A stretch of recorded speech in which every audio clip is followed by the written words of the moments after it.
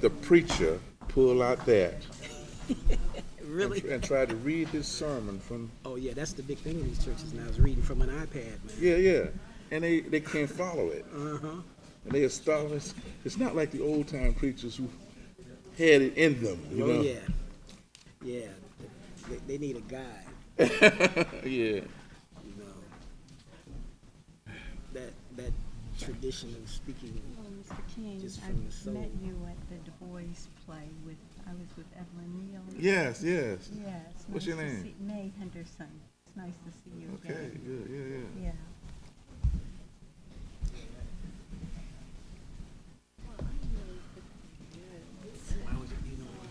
We don't have many people. We'll lose. So we're getting ready to start.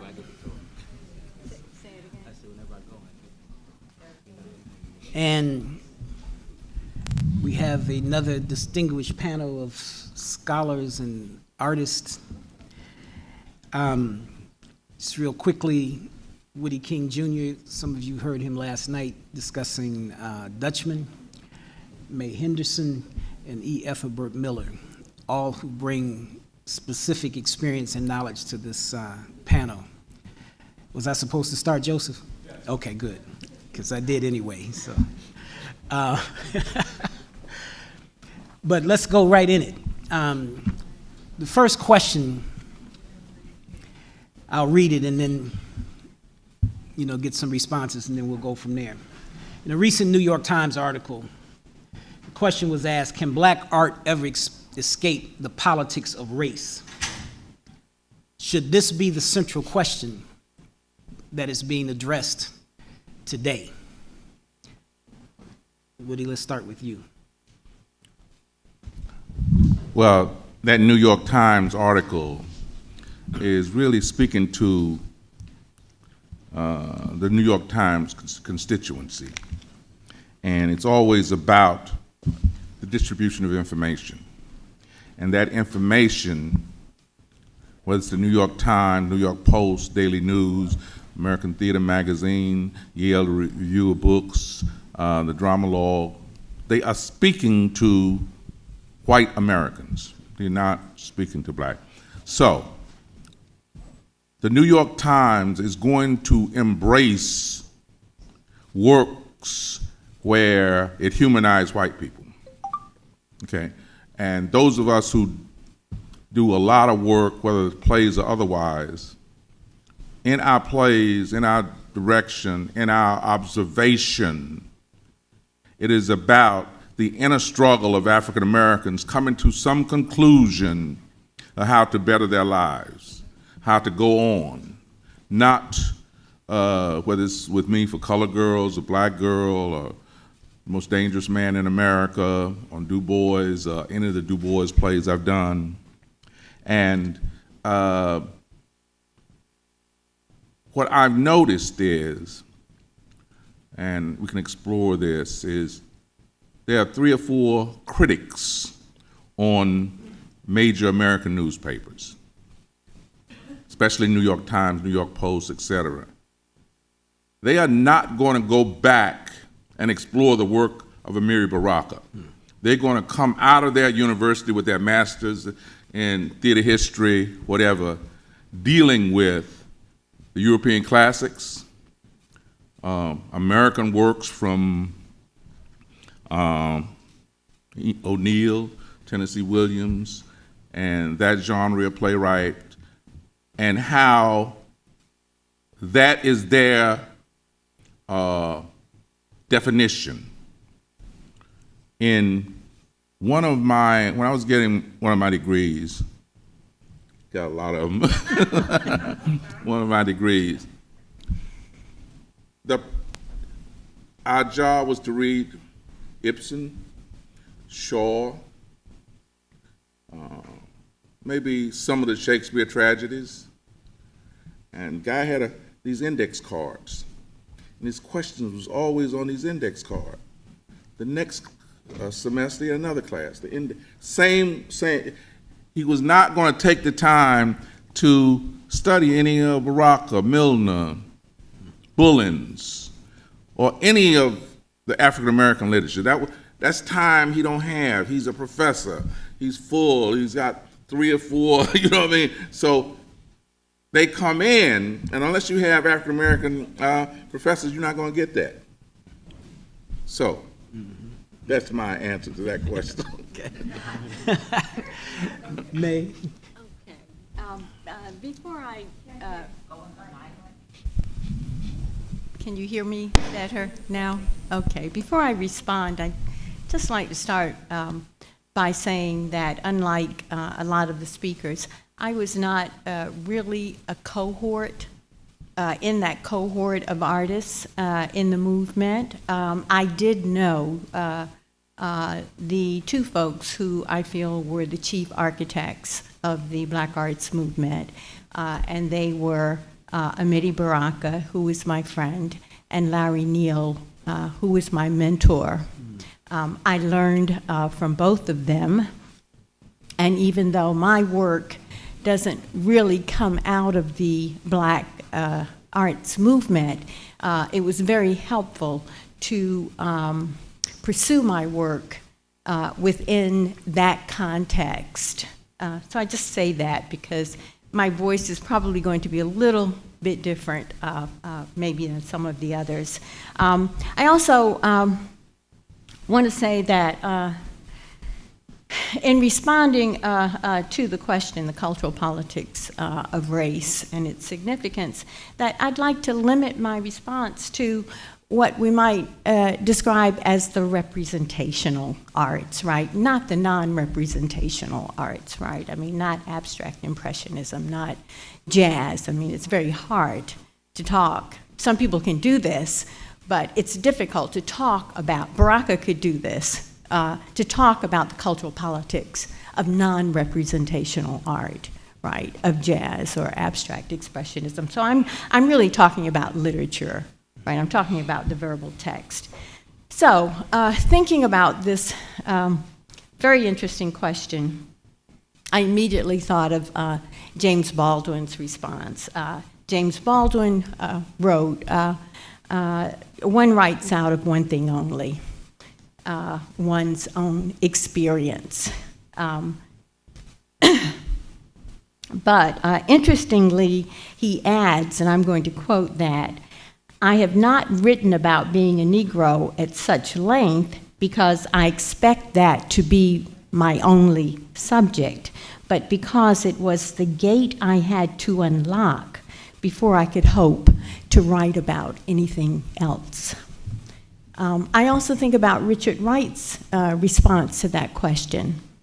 Richard Wright famously said the Negro is America's metaphor, and he followed that by noting that the voice of the American Negro was what he described as the representative voice of America and the representative voice of all oppressed peoples anywhere in the world.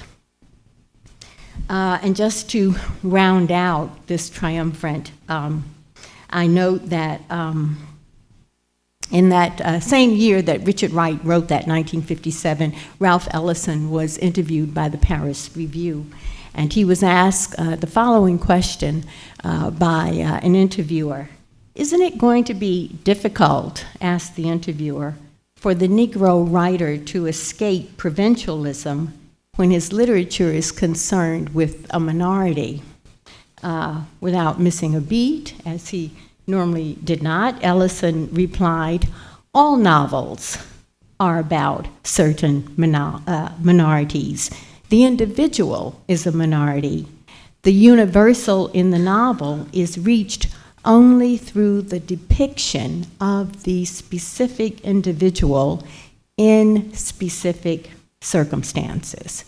So this is how writers of the 50s responded to that issue of writing race, basically. Now, to more directly address the question, it seems demonstrably clear to me that writers can write about issues that are not directly related to Black cultural politics We think of the white life novels, that's what they're called today. These are novels with an all-white cast of characters, written by Chester Himes, Richard Wright, James Baldwin, Ann Petrie, William Denby, William Gardner Smith. I mean, all of these writers wrote such novels. They were exceptions, but they did. And I've even heard the contemporary writer Colson Whitehead described as a post-racial novelist. And we know that Wright wrote haiku, and so did our own Sonja Sanchez, who I think still does write haiku. And I might just parenthetically add here that it's probably easier for blacks to write about whites than it is for whites to write about blacks. And of course, that's because black survival in this country has depended on our understanding whiteness. So I don't think the issue is whether blacks can or should write outside of, or as the term used by contemporary critic is whether or not they should write beyond race, right? Racial politics. I don't really think that's the question. I really think what's at issue here is the relationship between the writerly imaginary, the writer's imagination, and his or her environment, whether that environment is a psychic environment or a social environment. That is to say, the issue is how the writer, through the word, represents his or her experience, social and personal, in the world, right? It's the relationship, Larry liked to use this expression, it's the relationship between the word and the world. I hate to quote Henry James in this environment, but I'm very fond of his response concerning the freedom of the writer to use, to choose his own subject. James, in fact, said in The Art of Fiction, we must grant the artist his or her, I add, subject, his idea, what the French call his donné. Our criticism, James wrote, is applied only to what he makes of it, right? Bringing this applying this more directly to Amiri Baraka, in 1966, in his volume Home, Baraka, in the introduction, tells us that his commitment was at that, and he's in transition, right, at this point. He tells us a transition from the village to Harlem, from the bohemian beat, cultural milieu and writing, to on his way up to Harlem to start BART's, the Black Arts Repertory Theater School. And this is what he says at the beginning of this book. He says that his commitment was to understanding personal movement, what he called the prodicality of his life. And I quote him, these moves seem to me to have always been toward the thing I had coming into the world with no sweat, my blackness. And then with a mixture of humor and seriousness, his final statement in the introduction is, by the time this book appears, that is to say, by the time it gets published, I will be even blacker. I really can go on, or if I'm running out of time, I can defer. Come back around, yeah. So should I let it go? Yes. Okay. I have more to say, but we probably are running out of time. No, we'll get back to it. Ethelbert. Okay. I won't talk about the title of the session, but we will get back to that also. But let's look at the question, can black art ever escape the politics of race? Let's be very specific here. This is Vincent Cunningham, August 20th, 2015 article in the New York Times. Very important to go back to the actual article. The article begins with a discussion of Richard Wright and his interest in writing haiku from 1959 to 1960. The word escape is what we might want to circle. If we accept that Wright wrote haiku to escape from something, then we might wonder if this is a misunderstanding of the haiku form. One could argue that haiku made Wright more aware of his surroundings than ever before. The focus on nature, the moment, things key to haiku, perhaps opening the doors to one's spirituality. This might indeed be the long road for Wright, who was once a communist, and perhaps now coming to grips with his own mortality. That's all hypothetical. We might think here about Baraka and how his early work spends much time discussing death, and questioning the role and existence of God, which is linked to the title of this panel. I'm bringing this in terms of what this panel, we talk about the teaching. Would this poem, Black Dada Nihilismus, be on anybody's course? And it gets into the whole thing of how we teach Baraka, how we teach Langston Hughes. Or how, if we go to the books, how does Baraka, as editor, okay? We haven't heard Baraka being mentioned as an editor, but look at Baraka as an editor, which means he's probably aware of how things are put together. I listened to Woodie King talking about how Baraka would look at theater. Okay, let's look at him in terms of how he might be as an editor. So we take the dead lecturer. Let's look at the last passage from the last sentence, the last stanza from the last poem. When they say it is Roy who is dead, I wonder who will they mean? That's the last poem of the dead lecturer. Now, let's go back to our panel. All right? Let's look at our panel. Let's find that little gem and look at the layout, because what happened when you're laying out a book, and we got a couple of poets here, Howard, if you put your book together, you're concerned about how the poems appear, right? So we might say, okay, Black Dada Nihilismus. What's before that? I substitute for the dead lecturer, which begins, they have turned and say that I am dying, that have thrown my life away. They have left me alone where there's no one, nothing, say who I am, not a note, nor a word. Okay? Throughout this whole thing, we've got the dead lecturer. Now, let's be honest. If we go back and put Baraka in proper perspective, and this is key because we talk about the change, the various stages of his life. Let's begin with just say, we're talking about Howard, the beat period. And put him in the context of people like Ted Jones, Bob Kaufman, A.B. Spellman, okay? Or the fact that Baraka was probably the best of the beat poets.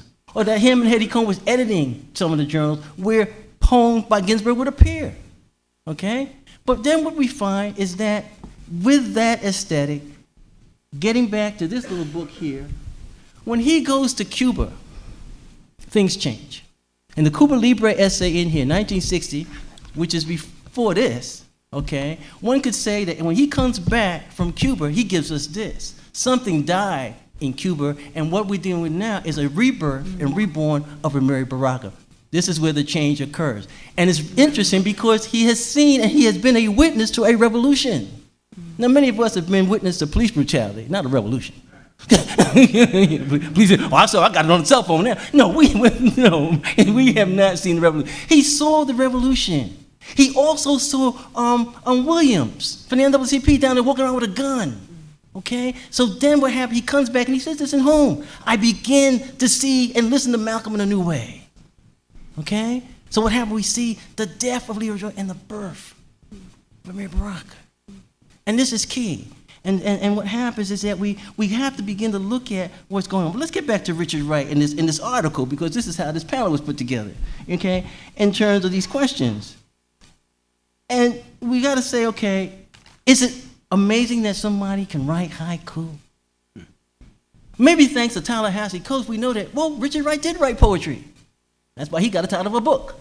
Okay, so what happens is just like, for example, in the Dutchman, where the character said, "Oh, yeah, you must be reading Chinese poetry." Yes, black artists are universal, and we're doing all sorts of strange stuff all the time. So for a person in the New York Times saying, "Wow, he was writing haiku." Whoa, it's like how Columbus discovered America. Oh, you know, this whole discovery is always, I find amazing. Anyway, what happens is that artists should be free to do whatever they want to do. Now, I got to bring in a person who said something, and I never forgot it. Ntozake Shange.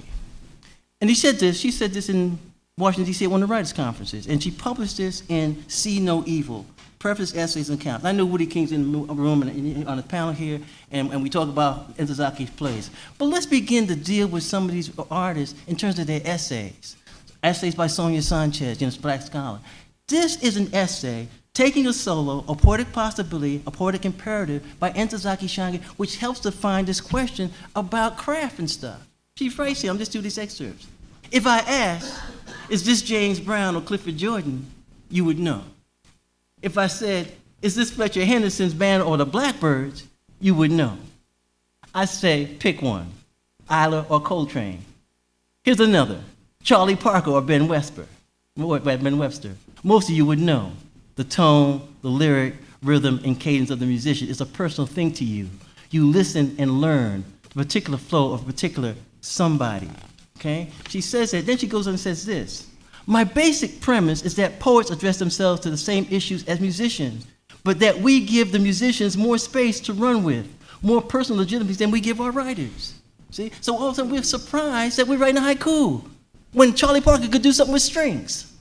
You see? And this is a way that we have to begin to look at how we frame these questions.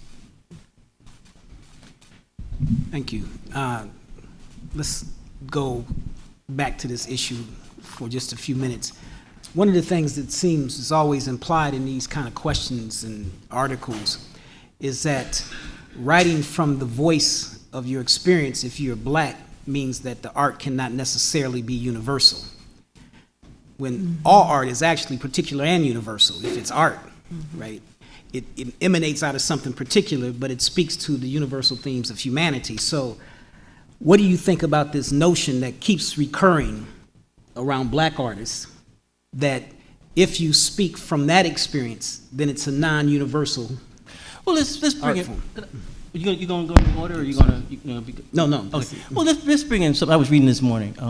Martin Luther King. There's only one question that we should always be dealing with. What is man? It's a very philosophical question. Okay. We're not talking what is black. We're talking about what is man.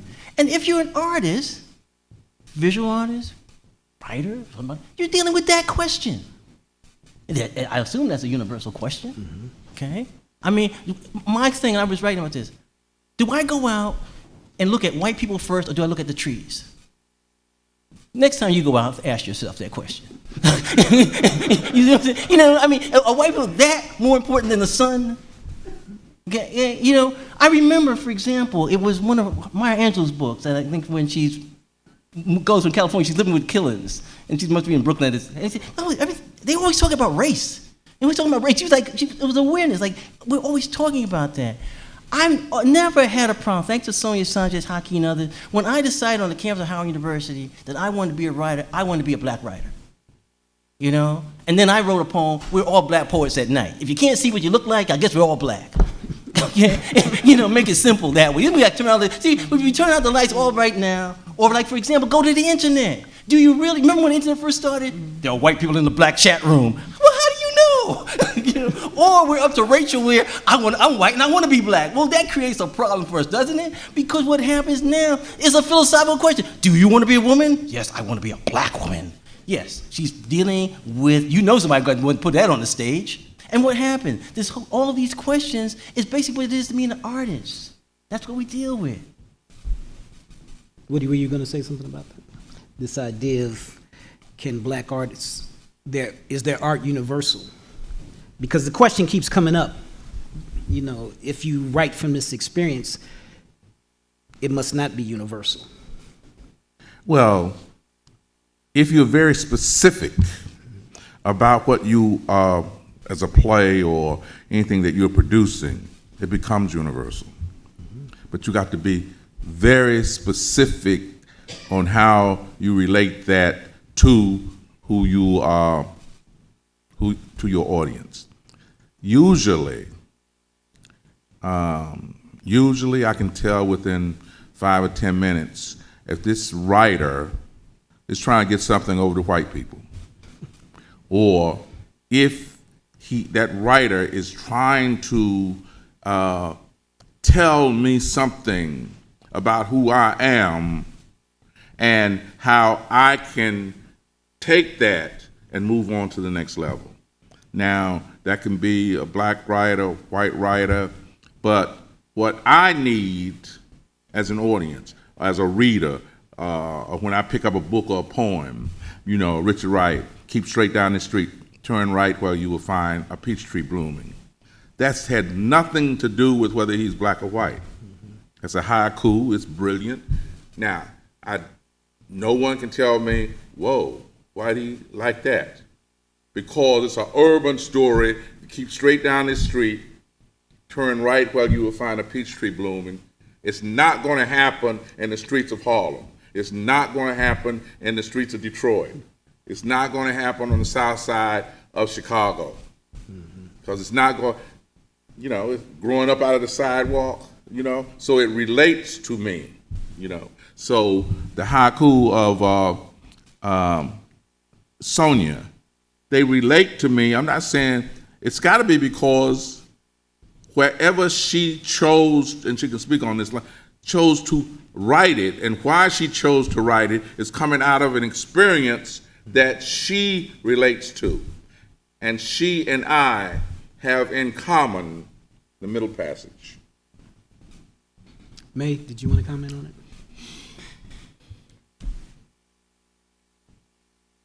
Well, I was going to follow this up in a slightly different way. I think what Richard Wright, and also with a slightly different twist, Baraka brings to this issue is really a kind of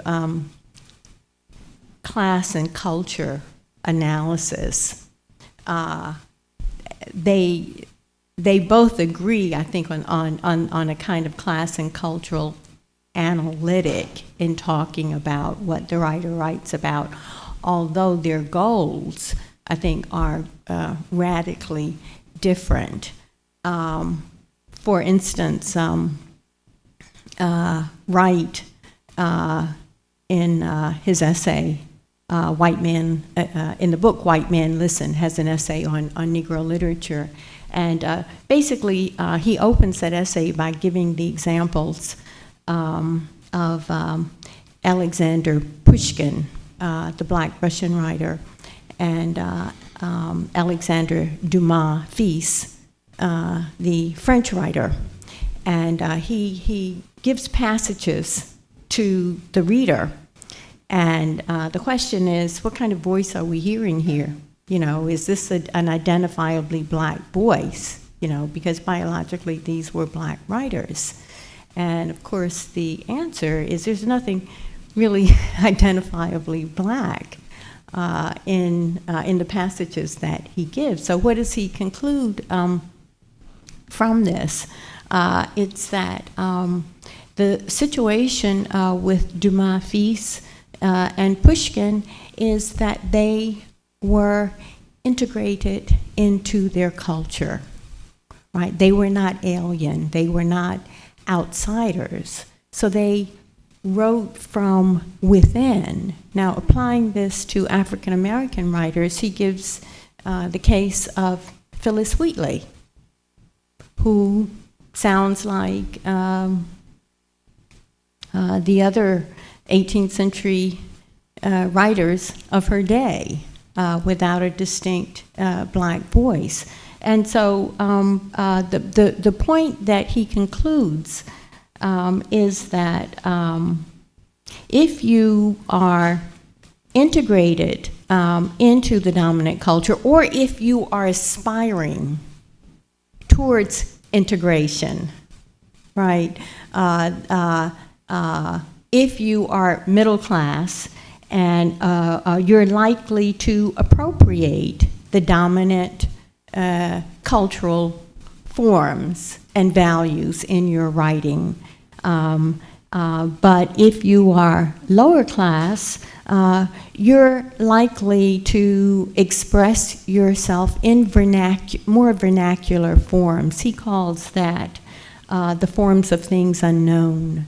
And he is talking about blues and jazz and folklore, spirituals, and other kinds of vernacular forms. This is basically Baraka's argument in Blues People. You know, that is almost precisely his argument, that kind of class culture argument. But as I said, they really are headed, though, it seems, in different directions. And I'm just going to, I'd like to do a quote and comment on it, and then I'll tie it up. Here is what Wright said, which I found very interesting. This is the position he takes. I'm going to quote him directly.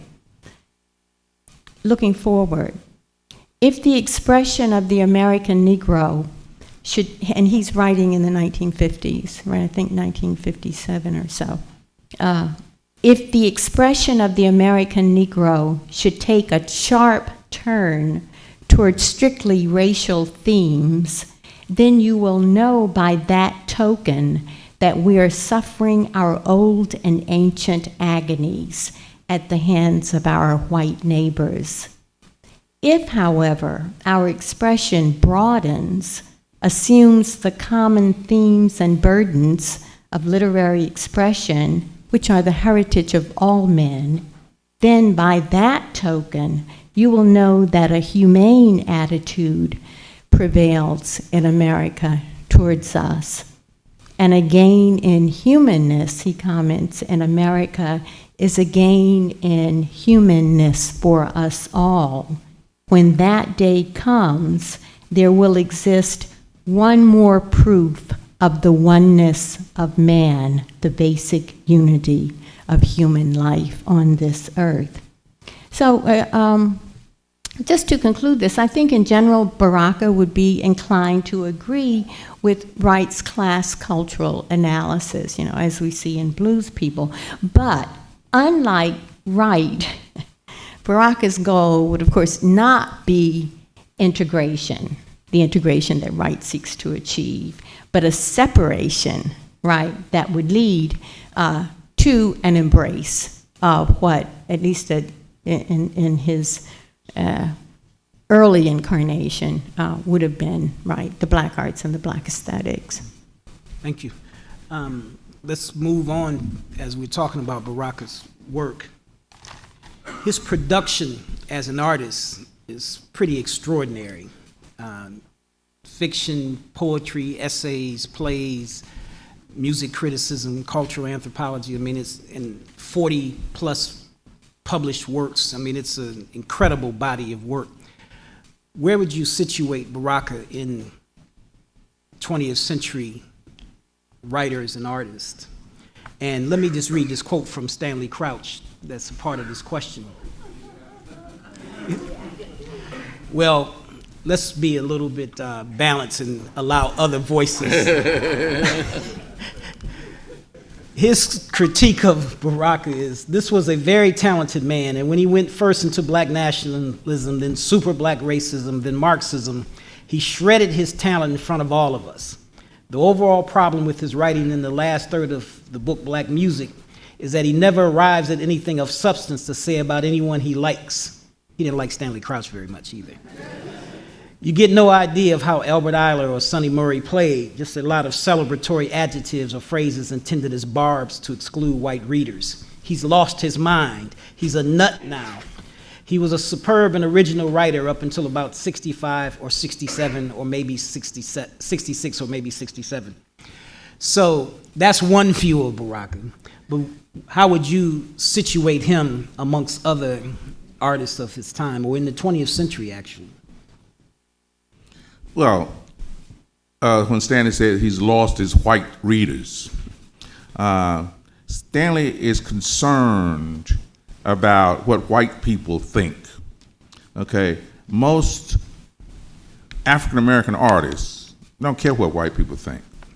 You know, what Stanley is talking about is the argument where two artists start off together.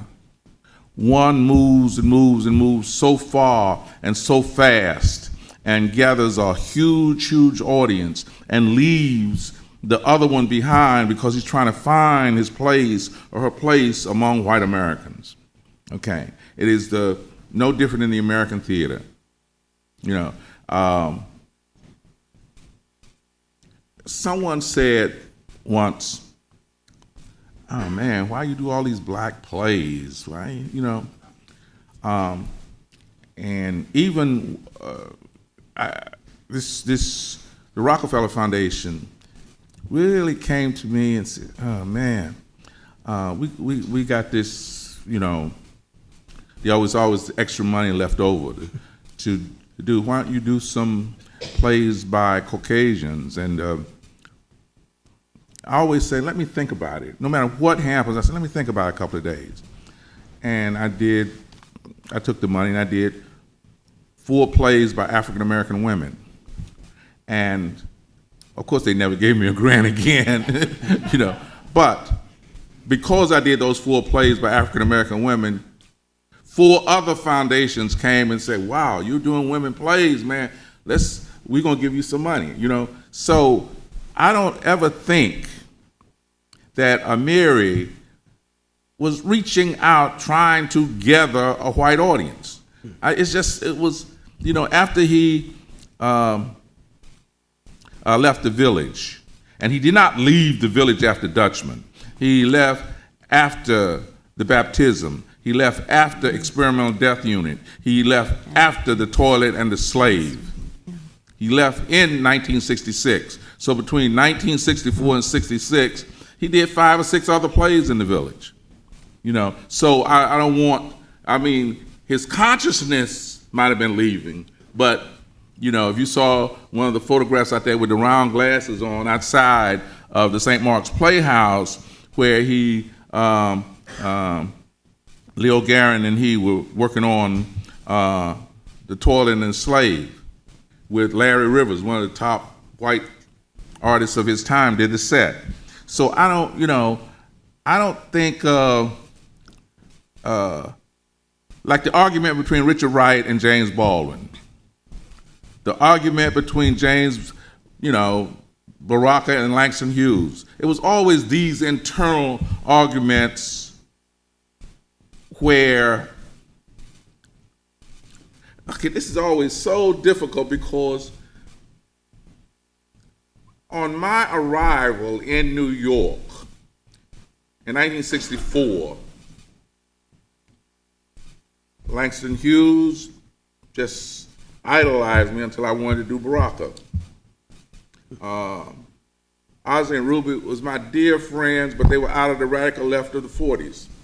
They were, you know, they were Robesonites, and since I would not have an organization where I had white people up there, then how could it succeed? You know, 40 or 50 years later, I'm doing very well. But it's not about, it's about the politics, it's about the ism. What is your ism? Is your ism capitalism, communism, radicalism, racism, you know, whatever that ism is, you gotta be strong about that. Baraka, you know, and I hooked up when he was into nationalism.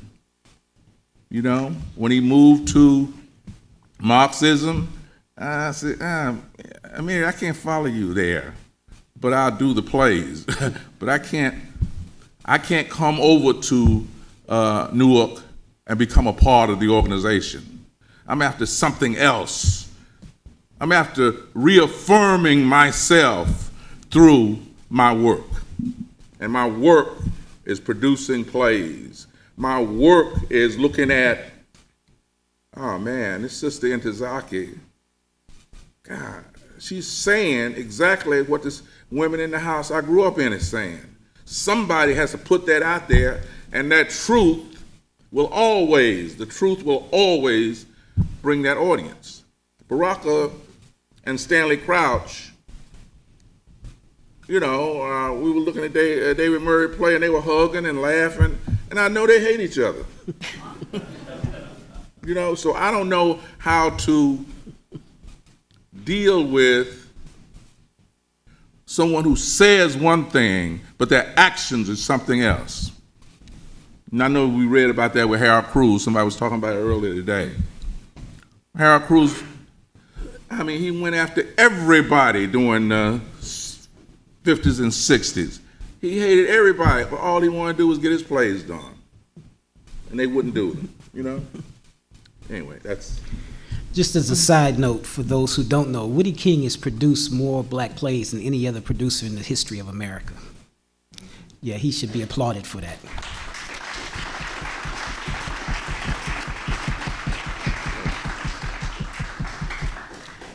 May, how would you situate Baraka? Okay, well, first of all, I think that Stanley Crouch is a grouch. I really do. Couch the grouch. And I think, like Baraka himself, we might describe Crouch as an agent of provocation, provocateur.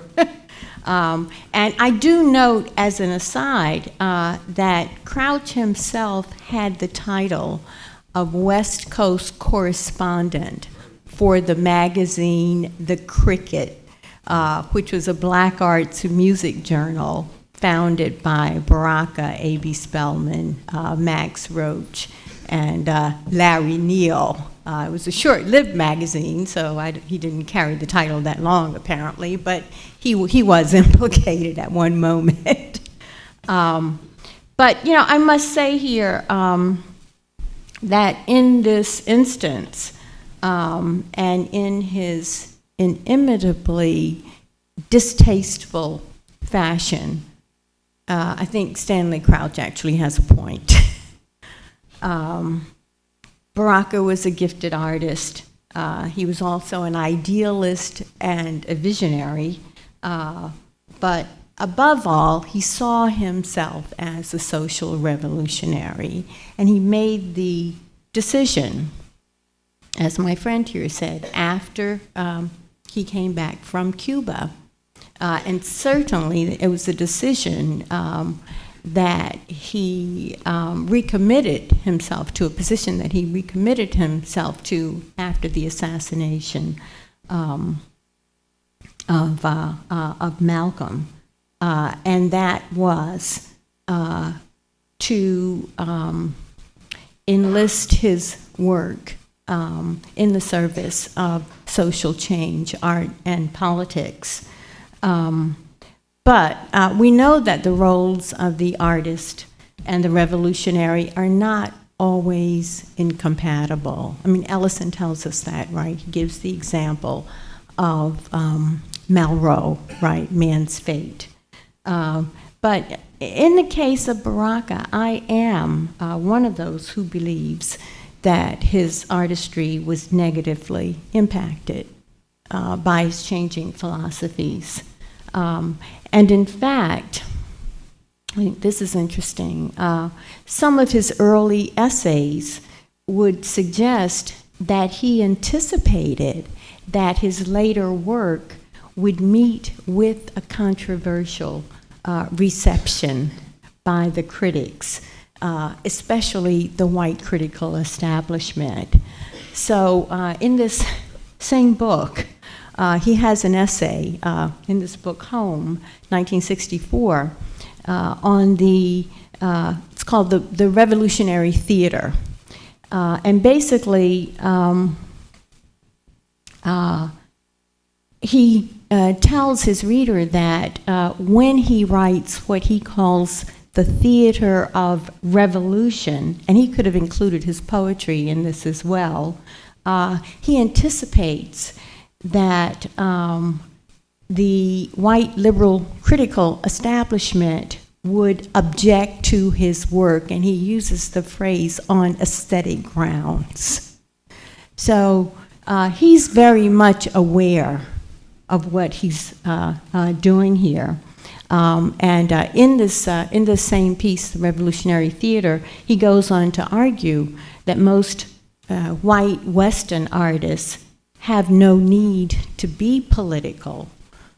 He puts that in double quotes, because he says whether they realize it or not, they're usually in complete sympathy with the repressive status quo.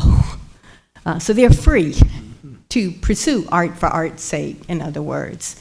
But I do think that it's indisputable that as his interest in avant-garde literature evolved into a preoccupation with radical politics,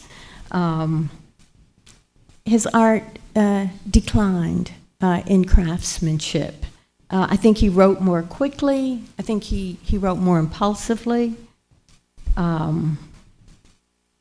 I think that he probably is doing very little revision of his work. The medium is all about the message. His early poems are exploratory. They're experimentally open in form, but they're also tight. They're also disciplined. And his language evolves from complex symbol and metaphor in the early books to a language of declaration and direct statement. So, you know, he was not concerned about Ibsen's 7 types of ambiguity in his later work. His later work was fundamentally a call to arms. It was characterized, yes, by denunciation. It was characterized by didacticism, by rhetorical dogma and doctrine. This continued. I mean, even after he moved from cultural and revolutionary nationalism to Pan-Africanism, to Marxist-Leninism. And I think despite the fact that he remained a central figure in Black politics and culture for several decades, what happened as a consequence of this decline in craftsmanship, his later work was indeed dismissed, right, by the liberal establishment critics as he had anticipated, but, and here's kind of the twist here, but also by his both older and younger literary his predecessors and successors. I mean, I think it was his misfortune that he began writing and publishing early enough to be criticized by the older generation of integrationist writers, and I'm thinking about Charles Davis and Sterling Brown, Arthur P. Davis, those guys. So his writing was criticized not only by that older integrationist generation preceding him, but also by the younger generation of post-structuralist writers and critics who succeeded him. And I'm thinking about Steptoe and Gates and company. So he was kind of, you know, caught there in the middle. I'm just going to end this part of my response to this question, then we can come back if you want to. But while I can't agree with poet Kenneth Rexroth's assessment of Baraka, and this is what he wrote, Baraka succumbed to the temptation to become a professional raceman of the most irresponsible sort. I cannot agree with that, but I do not think extreme his conclusion that Baraka's loss to literature was perhaps more serious than any other literary casualty of the Second War. Think of what he could have written, but then think of what he would not have done. So, I mean, fundamentally, I think he was a visionary. He had what I would describe as an apocalyptic vision. And I think it's this impulse that threads through a career that spanned more than 3/4 of a century. The path of his career and the substantial body of work that accompanies his journey gave birth to a corpus of writing that not only maps Baraka's personal quest for meaning, but it provides a chronicle, I think, of modern Black social and cultural history, and this is important to us. Thank you. Ethelbert? Well, it's interesting how where to start. I'll start with Stanley Crouch. And I'll talk about Stanley Crouch because I'm here at an institution of higher education, I assume. Stanley Crouch is a very important writer. And I think if there's one thing we've learned from all the Garvey, Du Bois, and Booker T. Washington debates, which seem to be endless, that we shouldn't necessarily get down into personalities, but look at the work that they produce, okay? And there's different streams that run through our culture. You know, if you're Stanley Crouch, you know, that's gonna lead you back to Albert Murray and Ralph Ellison, and so that's, you know, you understand that. And if you're a student of African American Studies, you have to read Stanley Crouch. Okay, you know, I call him Monkey Jr. because I go back to Ain't No Ambulance with No Niggas Tonight, you know. Fascinating individual. I always felt he was a frustrated musician and things of that sort, and you will see him arguing about the music with Baraka. But it's educational for us as a community. You know, I don't want to live in a community where everybody, you know, wears the same little hats and stuff like that. I don't want to do that. You know. I have a hat of my own. So I just say that in terms of, you know, we could do a symposium on Stanley Crouch. And it would be very educational, you know? And that's something that we have to think about. Sometimes we just ostracize people from our community, and that's not good for us, especially as intellectuals.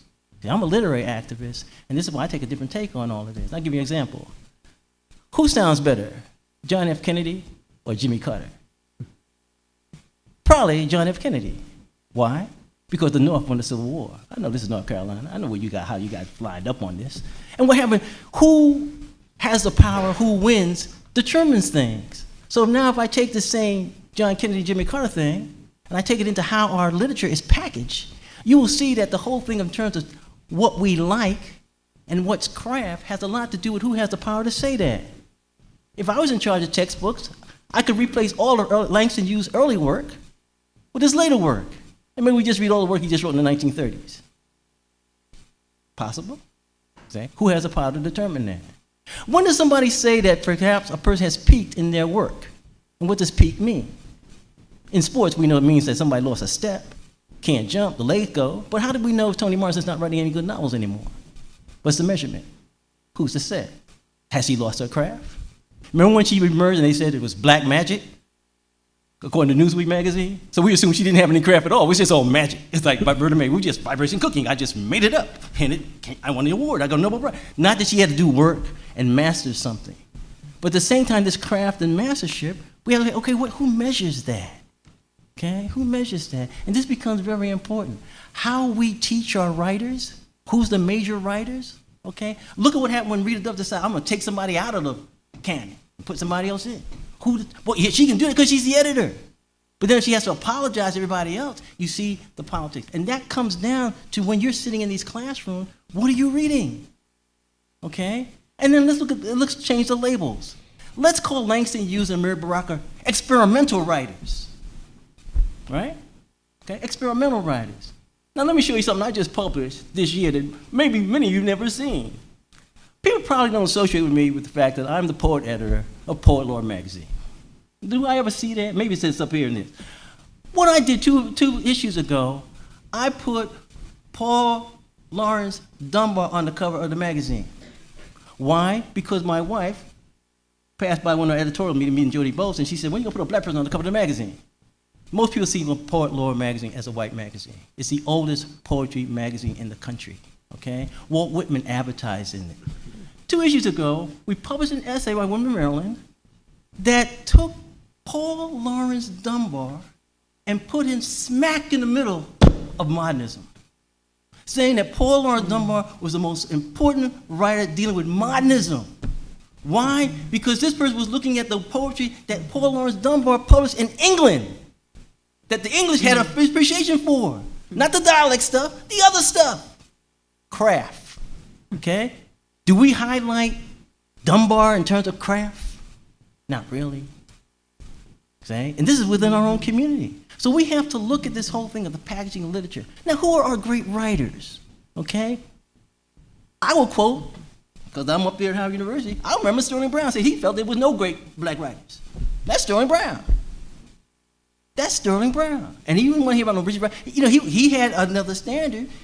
Okay, he would say like, yes, I'm a Negro, I'm an old Negro. But what happened, he had a way of evaluating. Now, I could challenge that, okay? And right now, we have to look for ourselves. Amiri Baraka is a major, major writer. And what happens? He can't be taught in the English department. He cannot be taught. This is where, if you want to talk about the importance of black studies, he has to be in an interdisciplinary department. You have to look at everything. You cannot take some poems out of here and not look at what the social backdrop is. Okay? You have to look at what the context is. I have a copy of this. Daggers and Javelins. Nobody reads this anymore or ever read it in the first place. Because what happened? We don't agree with the essays because he became a Marxist. And this is all propaganda. No, this is some really good stuff in here. Okay? And what happens is that we have to make sure that this is taught. Now, final thing. Amiri Baraka, unfortunately, was limited to being a small press writer and publishing his own works and trying to find a publisher. Okay? And that tells you something. Okay? That tells you, like, because we see how we celebrate Whitman. He had to put his own stuff out. You know, he had to do his own stuff. Okay? And then maybe if the country and the politics catch up, especially the politics, we will say he was great. You see? If you listen to little Tea Party people, they will flip the whole history of the United States and the South would have won the war. You try to take the flag down, you see, that you don't mess with people's myths. You know, you should learn that from Karanga. You know, you don't mess with people's myths. Okay? You just don't do that. And what happens now, we have to elevate Baraka. If we don't do it, nobody's going to do it. You see? That has to tour. Okay? A lot of black history and stuff is in people's basements, attics, or whatever. Okay? And what happens there, when we talk about this measurement of greatness and stuff, based on what? Unless we come up with the standards. Unless we save the stuff and teach it. We cannot teach the same one Martin Luther King speech. The same one Langston Hughes poem. You can't do it. Okay? And that's what's happening within our schools. This is what's happening when we have discussion. I'm always a talk about Stanley. I read Stanley Crouch. I don't keep him by my bedside, but I read him. You know what I'm saying? You know, and what happened, that's important. And I just say that because what happened, you don't want to create the problem that we had in the past. See, and I end on this note. We were talking about this earlier. You know, people talking about, okay, here's Du Bois, and here's Booker T, and we forget about Kelly Miller. Okay? And you Bracey's at Howard, okay? He mentioned when he was up here, he said Howard University was the capstone. Kelly Miller back in 1975 said it was a Mecca. See? Now, which wins out? It probably wins out the capstone because we have a new president who says capstone. See? He could say Mecca, but he says capstone, which is, as we say, for me, I'm no longer there. I believe they entered that Warren G. Harding year or return to normalcy, whatever they consider as being normal. Yes. Can I offer something on the aesthetic thing? Can you be very quick, because we're very behind, and we have 2 films to show. Go right ahead. Well, first of all, Baraka obviously was experimenting with different forms. He would get bored with old forms, and he would go into a new form. Now, when he went into a new form, he usually stumbled in the beginning, mimicking someone who he admired. So there's always a bump. But if we listen further, he usually didn't. He digested it and found his own voice in that form. So there's kind of an art. I would also say that toward the end, Baraka tried to get me to understand the aesthetic he was talking about. A lot of it was visual, and some of it was musical. And I think sometimes when we're looking at our old literary models, we're not thinking about jazz as an aesthetic, or particularly Elizabeth Catlett with the visual. People kept asking Elizabeth Catlett what form, and scholars say she was doing this form and that form. Elizabeth Catlett said no. What we did, what was beautiful is what worked. We had an artist committee, and I did different posters, and the poster that worked was the one that the strikers believed in. right? Baraka was in that school toward the end, right? So we have to look at who his aesthetic standards were, and it was people like Elizabeth Catlett, obviously John Coltrane, and on and stuff like that. But it's probably not going to be some of the other people we're quoting. As we wrap up, there's one more standard. In this country, the most famous poets I've ever met are Black arts movement poets, particularly Baraka and Sonja Sanchez. And I say this all the time. I've spent a lot of time with both of them, and everywhere I go, or went with Baraka, and everywhere I go with Sonja, ordinary people, this happened yesterday. We were coming out of an interview at a radio station. As we were walking by a restaurant, these two young Black women are sitting there eating their lunch, and I could see them looking. And as we're waiting for the car to come pick us up, one of them comes to us and says, "She looks just like Sonja Sanchez." And I said, "Yeah, that's because she is Sonja Sanchez." And this woman begins to cry. And she talks about how her poetry transformed her life. I've been with Baraka where bus drivers or cab drivers walking through the airport, people will stop, the luggage handlers will say, "Are you that poet?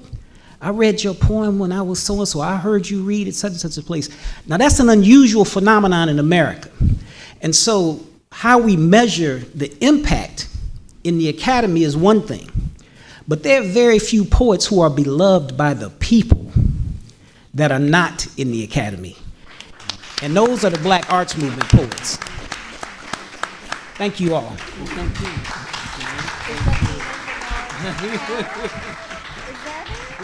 We're not going to do that?